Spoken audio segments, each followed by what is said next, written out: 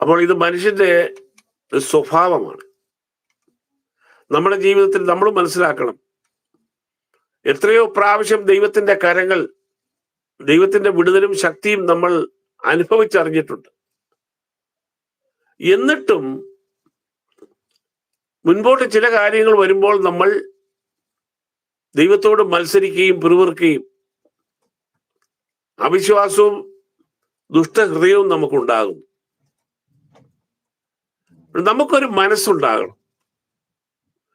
നമുക്കൊരു വിഷയം മുൻപിൽ വരുമ്പോൾ നമ്മൾ ചിന്തിക്കണം, പിറുപിറുക്കുകയല്ല, നമ്മൾ ചിന്തിക്കണം, പുറകിൽ കഴിഞ്ഞ കാലങ്ങളിൽ എൻ്റെ ദൈവം എനിക്ക് വന്ന പ്രതികൂലങ്ങളെ, പ്രതിസന്ധികളിൽ എന്നെ എങ്ങനെ നടത്തി എന്ന് ചിന്തിച്ചു കഴിയുമ്പോൾ നമ്മുടെ പ്രസന്റ്, അതായത് ഇപ്പോഴുള്ള മുൻപിലുള്ള പ്രതിസന്ധി നമുക്കൊരു വിഷയമാകുകയില്ല.